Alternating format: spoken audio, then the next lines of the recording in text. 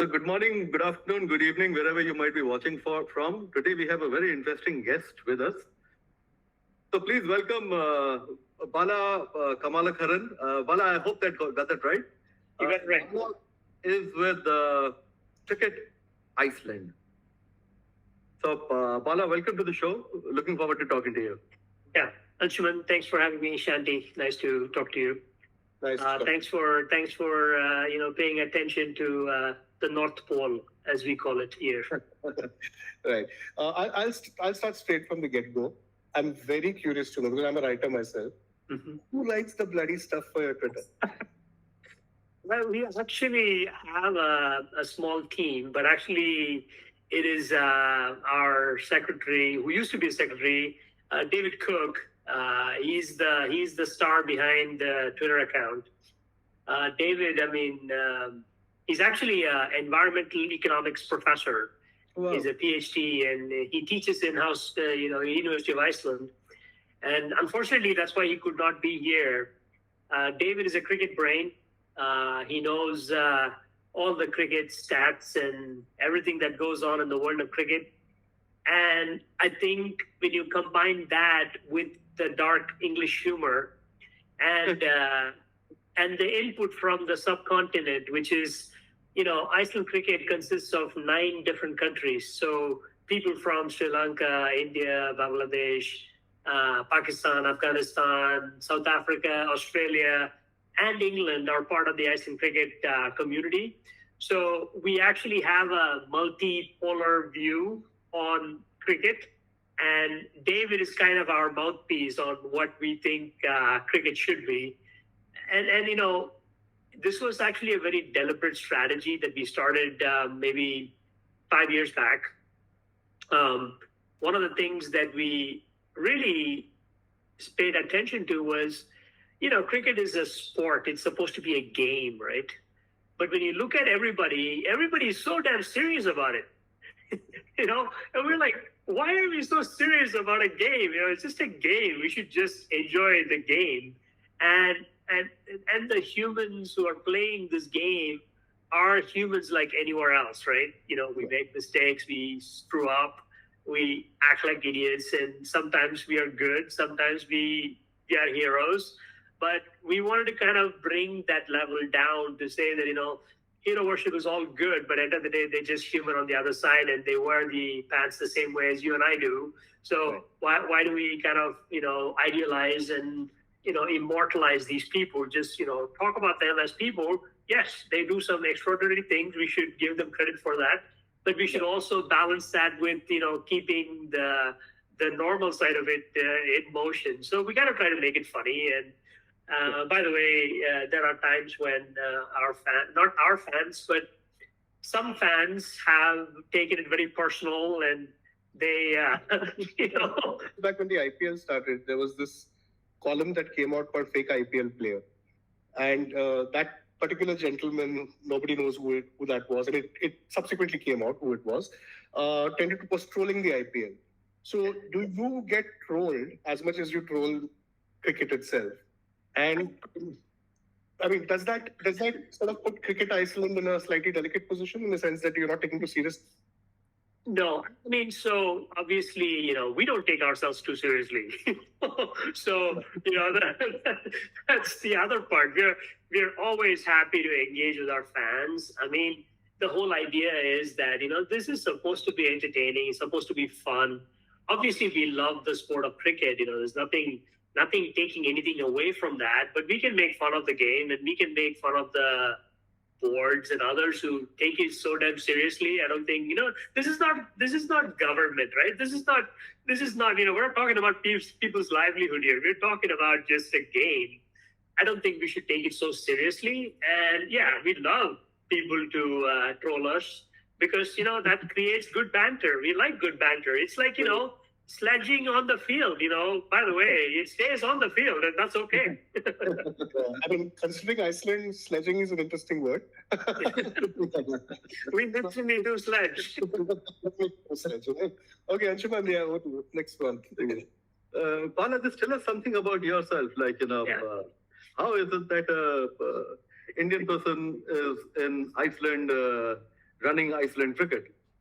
Well, I mean, running Iceland Cricket is a broad statement, but obviously we have a good team of people who are working on many fronts. So I play my role. There are many people who play different roles. I actually used to live in the U.S. and my wife is Icelandic, so we moved when our first daughter was born in 2006. So I've lived in Iceland for almost 20 years now, and cricket has always been something that I've had in my back pocket. I grew up in Chennai, and Tamil Nadu, Chennai, and cricket is like it's like filter coffee and idli. It's part of our DNA. And I grew up at a time when India just won the World Cup. So cricket was a thing, and I gravitated towards that. And I'm the same batch as Sachin Tendulkar. Okay. And I've actually I haven't played with him, but I've bowled to him. Oh, awesome! And it's actually a funny story because I used to be a fast bowler. I actually played for my city, and I don't know if you guys know.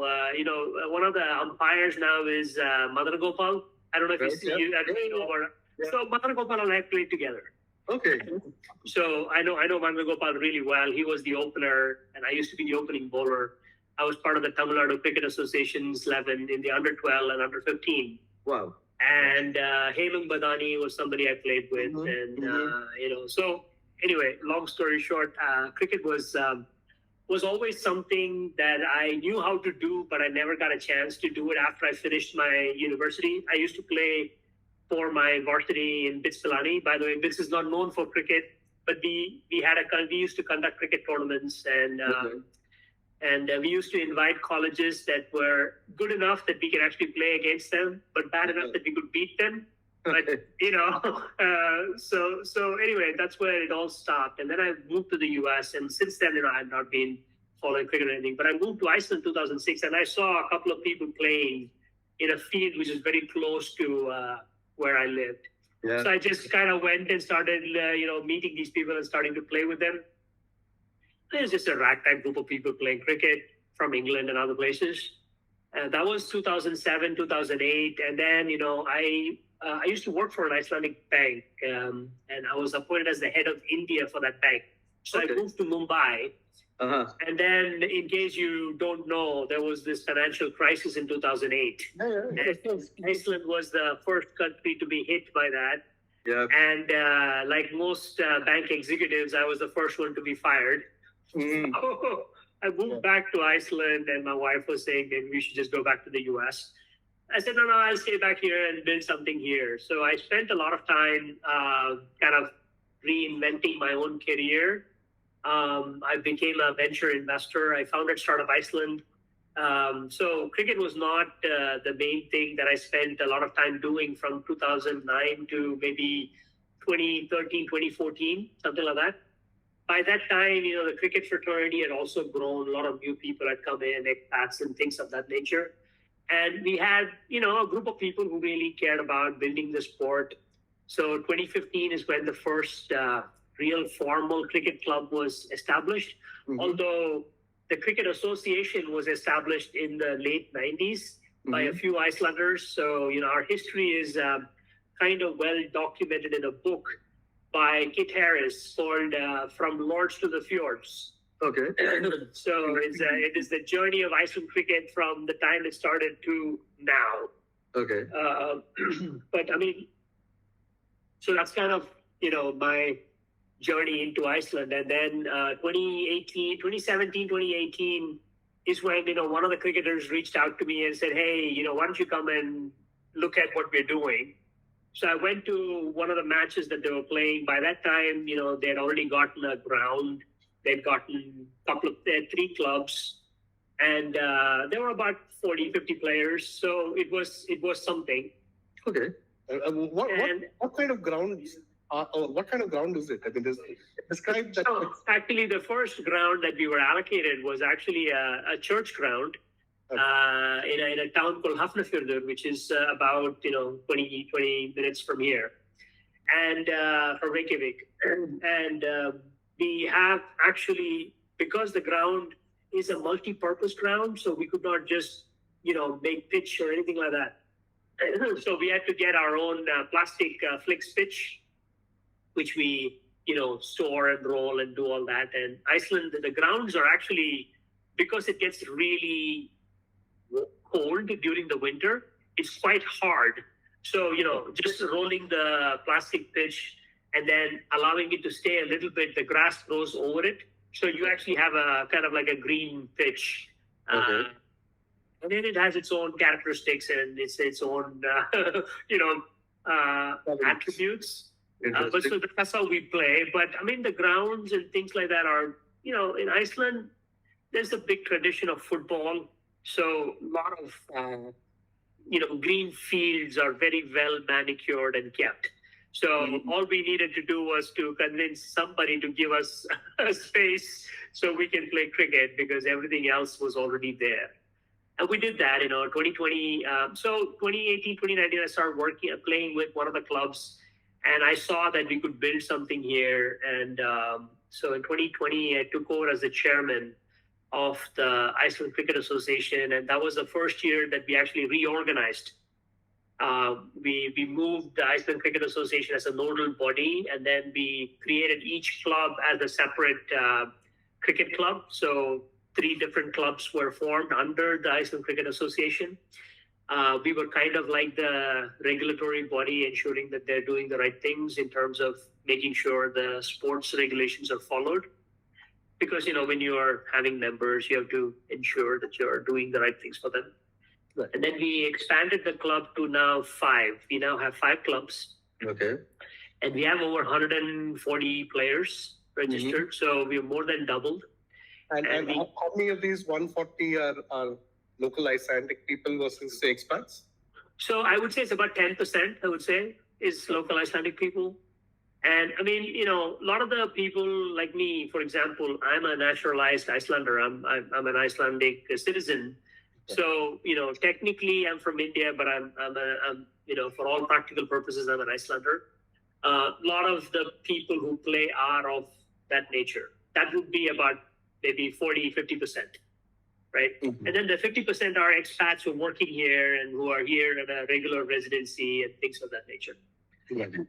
As I said, there are 9 countries represented, all the way from West Indies to Australia. We have players from South Africa, from New Zealand, from England, India, of course, Sri Lanka, Pakistan, Afghanistan.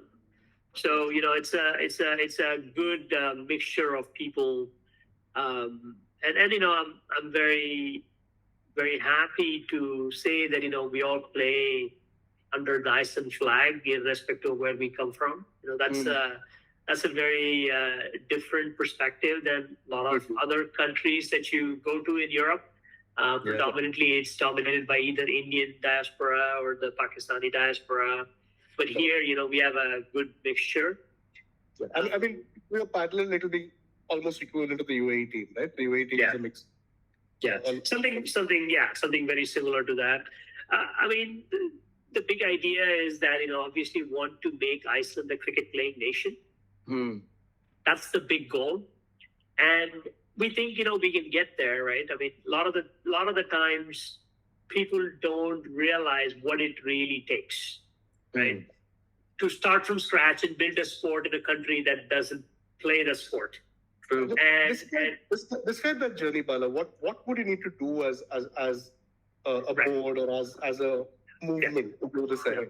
Absolutely. So, I kind of take a lot of learnings from my own startup journey, because in Iceland in 2009, 2010, there was no startup community here. There was no venture capital. There was no, special startup founder or anything of that sort.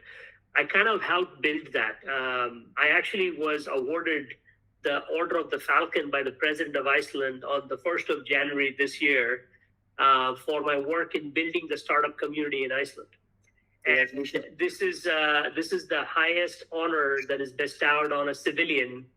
And I'm probably the first Indian origin local to get it. Not that is a big deal, but it's just that, Iceland is that kind of a place where if you do something where pragmatically it is a public good and people see that it is adding value to the community, they usually are willing to help you and move the idea forward. So that's kind of the parallel that I've taken into and kind of try to inspire the group that we work with to build the sport. I mean, as I said, we need to be good stewards. That means we need to be good managers. And more importantly, what we needed to do was that typically what happens is, you build the sport and then you build a fan base. We kind of did it the other way around, like the startup where we built a fan base first while we were building the sport, and that has helped quite a bit. I mean, I believe that, timing matters a lot for a lot of these things. The amount of attention we get is because, we live in a time where you can get attention if you have something to say. True. If you don't have anything to say, people don't pay any attention. But if you have something to say and you're doing it in a way that actually engages everybody, people are happy to help and promote and do all those things. So, but we also had to build all the foundations, right? There's no infrastructure for cricket in Iceland. So we had to build that. And now we have a dedicated ground that we can actually develop and build the sport on. We used to run a kids program before COVID, but COVID kind of derailed that. So we kind of restarted that this year. So we ran a kids program. We now have every Saturday we have a kids program where a number of kids show up, and we help them all the way from 7, 8 years old to maybe 13, 14. So we actually have a mixed group. There's no men, women. It's all mixed together. So it's girls and boys. And we train together. Iceland is very, women sport is much more popular in Iceland than men's sport. So we are actually, trying to promote women's cricket as well. We have about 25, 26 women who have signed up to actually start to learn the sport. So we want to use the kids program to launch the women's program. And these are all requirements by the ICC, really, right? We've been working with them for some time now to get Iceland recognized as a cricket playing nation. But they basically said, well, you need to have, this many men's team, this many women's team, and this many juniors team, and you need to have this many grounds, and you need to do all these things. And so there's a laundry list of things that we need to fulfill, which is something that we're working to do. And we are hopeful that, by 2030, we will be, most of the way there, which is not too far away, from 20. I said a 10-year vision. I said 2020, by 2030, we should have, fulfilled all those things. So that's kind of what we're working on. We're halfway through, and I think, halfway we are pretty decent, in terms of where we are. We are self-funded, that means, I was just going to ask you, I mean, it's not cheap building the infrastructure up. No. How do you sort of bootstrap it? Or? Yeah, I mean, so what we've done is that we have self-funded, we have sponsors for the tournaments and things of that nature. But what we have been very fortunate is that we were able to work with the town of Hafnarfjörður because one of the clubs is there, and they have, given us a ground for free. So we don't have to pay for the ground or anything like that. We just have to pay for all other things. And, we're trying to work with all the other clubs in different municipalities as well to do the same. In Iceland, what happens is that the sports council, which is under the municipality, as long as you're doing the right things as a sports club, they are supposed to provide you with infrastructure. So, they don't put the burden on you to build the infrastructure. They say, okay, if you're doing all the right things, we will give you the infrastructure to build on it. So, that's kind of a very, Nordic thing because, all the Nordic countries really encourage all their citizens to play more sport. They want them to be more physically active and do all those other things. And Iceland is no different. So in that regard, we have a little bit of an edge, but still, there are barriers because they don't know the sport. We try to educate them, and it is an ongoing process. But as they say, every day we make a little bit progress and we move closer to our goal. Good luck. Quick question, actually. I'm guessing that T20 would be the most favored format that you guys. Yeah, we actually play 4 tournaments. We play a T10, we play a T20, and then we also play a T40, and then we have we've even played a 2-day test match. Okay. So the test match is usually played by the winners of the T40 and the T20, which is our Iceland Premier League. By the way, IPL sent us a cease and desist for using IPL in our tweets. They legally sent us a notice and say, you cannot use IPL.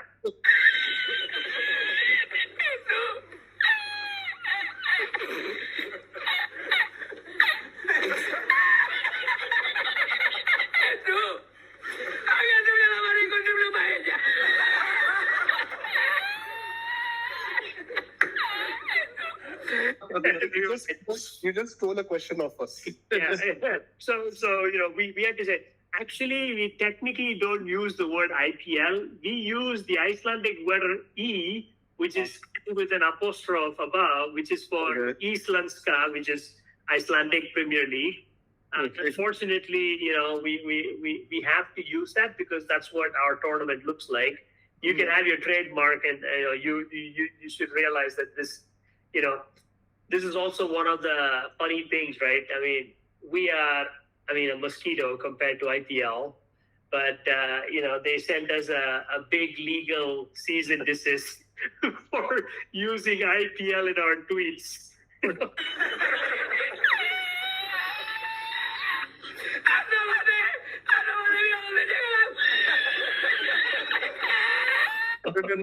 170,000 followers. Like, that's not small. That's not small. Yeah, not small. Well, it's not small, but it's also, all our followers are not, should I say, misinterpreting who we are, right? Yeah. They are not mistaking us for the real IPL. They know that we are Iceland Cricket and all that. But at the end of the day, it was fine. It was just funny because we got it. You think about it. You guys should have gone ahead and done a fake auction. we actually did a real auction. We actually did a real auction with our players. We did a real auction too. Yeah. Yeah. So I mean, so you still. I think the process would be for you to be recognized first as a cricketing nation and then become an associate member, right? That would be the path. Right. I mean, that's so the steps are like, first we need to get recognized by the Olympic body in Iceland. Oh, okay. And there are some steps to get there. We are working on those steps, and we'll get there probably this year or next year or something like that. Once that happens, then the Icelandic Sports Council, the Olympic body, can actually fund a lot of things locally, because Iceland, it's a relatively rich country, and there's plenty of money for sports. They would be happy to help in many ways. So that's the first step that we are trying to solve, and I think we'll get that done. Once that's done, then the real thing is for us to engage more formally with ICC and work towards implementing the programs that they've asked us to implement, which is something that we're already doing, which is to grow the youth program and grow the women program. And we think we will get there in the next 5 years.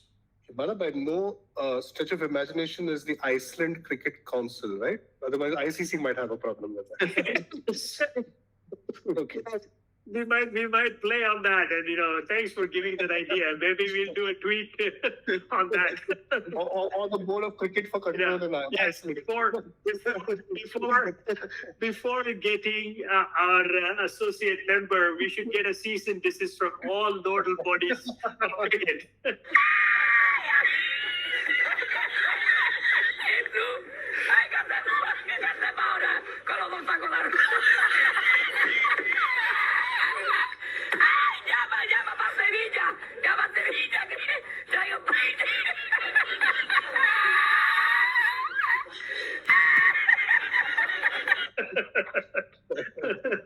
That might be one way to show how serious we are about this. Your Twitter can have a lot of fun with that. Yeah. Okay, Bala, I'm still not able to wrap my head around playing cricket in that kind of cold. So what's the coldest that you played in? So we play indoors during the winter months. Okay. It gets very cold even indoors, So we usually have hand warmers because obviously cricket, you're not supposed to wear gloves when you play cricket. Indoor, we make some exceptions, because it does get really cold and we don't want our players to get injured because cold, injury is also more pronounced in the cold because of the ball and all that. So the temperatures, in Iceland, it's not the temperature itself that is bad. It's usually the wind. Mm-hmm. So it gets very windy. So even maybe 2-3 degrees feels like -7. Okay. Right. So -7 degrees Celsius. So, you can imagine the cricket ball hit at, 80, 90 miles an hour and you need to catch it. I'd hate to stand and slip. Yeah. We have those challenges. I dislocated this finger catching a ball. I was bowling and, he hit really hard. And I tried to catch, and the ball literally went between these two fingers. Yeah. So this one just dislocated, and it was like, standing this way. Yeah. And because it was cold, I didn't feel anything. So I was able to put it back. Everybody on the field, they were all almost puking. They were like, what the hell happened to you? Nothing happened. Let's play. So yeah, it gets very cold, and injury is one of the things that we worry about. But that being said, it's... usually during the summer months, it's not that bad. It's, the coldest it gets is like maybe 7-8 degrees, maybe 5 to 7 degrees. The warmest it gets is about maybe 12 to 15. Okay. But the summer months, we are usually very lucky because the sun or the light stays on until like 3-4 in the morning. So we can play, late into the evening without any lights. We don't need lights and we can play for a long time. So we do that. Fantastic. Talking about lights, any names you want to light up who you think are potential Icelandic stars for the future? Young, old, middle-aged?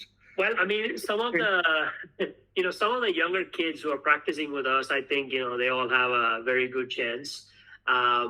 Lee Nelson, who is our coach, he's also part of the board and he actually is a cricketer. He's from Australia and his kid is Robert. He's maybe 10. I think Robert's going to be, a serious player. Okay. He's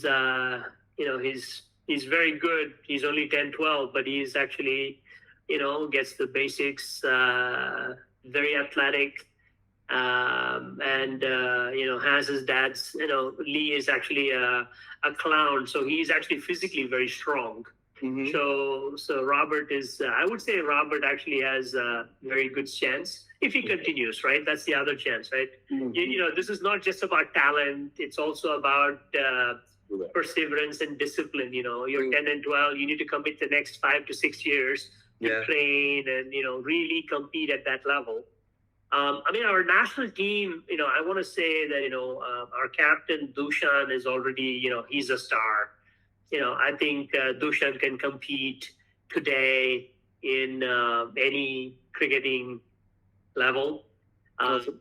And Derek, who's our opening bat, Derek is from the Caribbean islands, and Derek is amazing. So we have 3 or 4 players who are like, today they could play at an international level. Just a question on that. So you're talking about Dushan, for example, right? Is it possible for somebody like him to play in a league outside, for example, right? That's no problem in him doing that, right? No, there's no restriction from our side. Because a lot of the leagues, he can choose to do it. Yeah.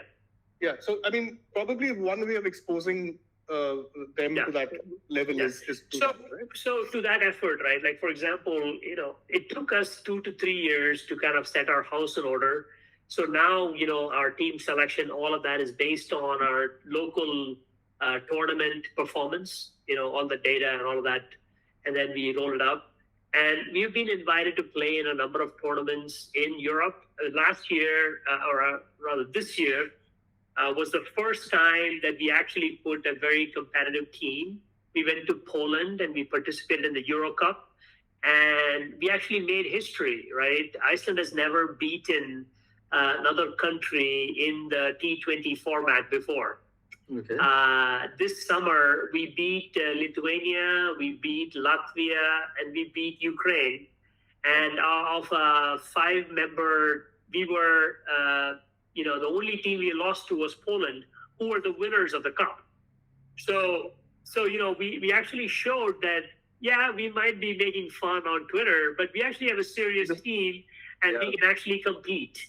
Yeah. Right? That's the whole idea. So on the back of that, the Polish association re-invited us for next year as well. So we're probably going to go play next year as well. And this was my first stint as a coach for a national team. I've not played that role before, but in my day-to-day job, I'm a teacher. I teach in Reykjavik University.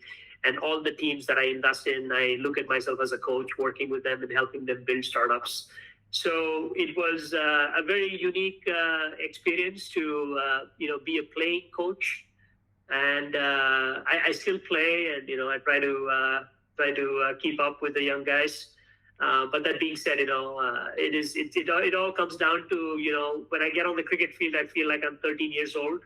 Yeah. Although my body doesn't always agree, but but the mind is what keeps you fresh and young and trying and doing all that. I don't know. Maybe there might be a point in time where I'll just hang up the boots and say, this is it. It's done. But I don't think it is anywhere near. I'm 52 years old. I'll be 53 next year. And in the tournament, I took some catches. Even our opponents came to me and said, I did not anticipate that you would have caught that.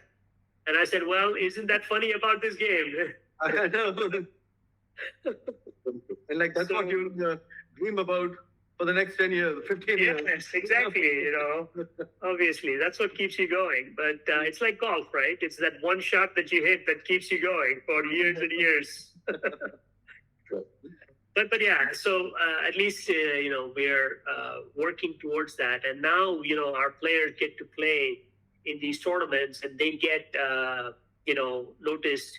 And I think Poland is now starting its own Premier League, and they invited some of our players to come and be part of their league and play some of the domestic tournaments. And we are starting to do the same with Iceland Cricket. We just changed the law. We said that our clubs, we can have up to 2 international players in our own club sports to actually just, rise up the game, invite people to come to Iceland, play with us. That way, we will enrich the local talent, but also give opportunities for somebody from some place where they don't get the same level of attention that we can give. As you probably noticed, we have a lot of fans, so we can give a little bit of exposure. There's an unknown cricketer called Virat Kohli. You should call him. Yeah, I know. The thing is that Virat might be a little bit of a challenge, primarily because he lives in England now. Yeah. So and it's not that. But Virat's Vikings does have a wing to it. Yeah. I think Virat is very much somebody we will approach once he hangs up his boots playing for India. Interesting. But that being said, Sachin has been to Iceland. Obviously, he probably didn't know that we played cricket.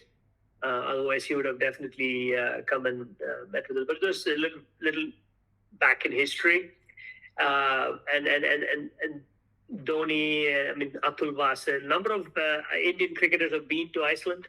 Mm-hmm. And, they all are intrigued. So, we just need to raise up our game to excite them to come down here. And hopefully, who in the current lot is a big supporter? Playing cricketers. So we've had Harbhajan is probably not playing, but he was part of the Punjab Super Kings. They were actually, sponsors of Iceland Cricket for some time. Oh, really? So they actually, gave us a little bit of money and said, hey, use this to build the sport in Iceland. So we're trying to engage with anybody and everybody. Obviously, in India, there is a lot of interest.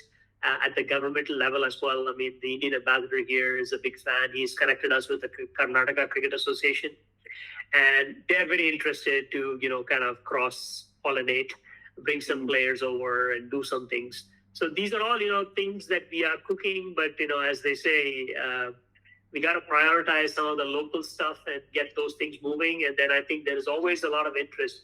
We've always had teams express interest to come and play in Iceland, and we've encouraged that. Usually it's from England. Clubs from England have come and played, and every time there's a club or a group comes, and they're always impressed at the quality of cricket that we play. They actually say, we thought this will be a cakewalk, but you guys are actually quite good. So, that's what we want to do, right? In the sport, that's what you want. You want competition, you want people to compete, and you want it to be a good fight. And we try to do all that, and I think the Viking spirit is always there. 30 years ago, if, and Anshuman would, obviously ascribe to this, 30 years ago, if we had a chat with somebody from Afghanistan, we'd probably buff it down, right? And Exactly. So Exactly. I mean, it all comes down to, that's what is so good about sport, right? It's universal equalizer, right? It doesn't matter where you come from, how big your country is, how much money has been poured into building you. All that matters is that 22 people on the field on that day. Exactly. And if you just don't show up, guess what? It doesn't matter. You lose. Yeah. And the ones who wants it badly, puts their body on the line and tries to do the hard things on the field, they usually will win. That's the game. And I think that's what is so full about this. You're going to get a cease and desist notice from Amir Khan of Lagan. You sounded like him right now. Precisely. There are going to be a lot of lawsuits. Lagan is a very popular, movie, at least within the Icelandic community, because it won the international award. So a lot of people had seen Lagan in Iceland. So they didn't know about cricket. And then when we tell them we actually play cricket in Iceland, we now have some local fans as well. People are like, really? You guys play cricket? Tell us where you play. We'll come and see. So we're now, next year we'll have better infrastructure for live streaming. We're going to do some pretty interesting things with Crick Heroes. They're coming and they're going to work with us. And so we're going to start to stream some of those games. And our goal next year is to actually have like a small tournament for the juniors and also, live stream that. So we're going to start showcasing, how we're building, which might be interesting for people to see. Fantastic. True. Fantastic. Anything else? Awesome. This has been such a lovely chat, Bala. Thank you so much for joining us. If you're ever in Dubai, please look us up. Yeah. I make a decent biryani, Shantesh. My dad used to live in Abu Dhabi, a while back. So I've traveled to Abu Dhabi and Dubai, and I've been there a number of times. My wife and I, we've been thinking about doing a trip to Dubai for some time. So definitely, if it is in our travel plans, definitely we'll look you up. And, we have some friends who are cricketers from your domestic leagues as well. So we're trying to get them to come and play here. And they've been asking us to come there and play, and we'll try to do some of those. Okay, awesome. Yeah. So, we're looking forward to having a few Icelandic people following our show as well. So, sure. We'll once the show is up, we'll share it through our social channels, and the former Prime Minister of Iceland follows us, so she might actually be one of those fans of cricket of Iceland. Tell you what, troll us before the show comes. I leave the trolling to David because he's much better at it than I am. You can actually get the people watching us. Yeah. The thing is, I think trolling is part of today's meme culture, and I think that's how the world works. And we just, we just want to have fun with it. It's not, absolutely. It's par for the course. It's all good. It's all good as long as the fan engagement is there. It's all fun. And we want our fans to engage, and we have done a number of AMAs. Ask us anything. David has gone on, ask us anything, and anybody would ask any questions. I mean, there's obviously lots of tales that we could tell, but end of the day, it's about cricket, and we enjoy the sport. Awesome. Bala, you'd be okay if we just steal some stuff of your social media pages and your Absolutely, go for it. videos and stuff like that. Yeah, definitely, go for it. Thank you so much. Thank you so Right. much. Welcome, and thanks for having us, and thanks for Yeah, paying good to have attention you. to Iceland cricket. Thank you. We'll have the show ready soon and we'll share. And now it goes without saying, if you plan to travel to Iceland, it's in the bucket list of everybody. Look us up. We're here and be happy to host you when you're here. Absolutely. Look forward to that as well. Thank you so much. Thank you. Really. Good luck. Yeah, thanks. Thank you.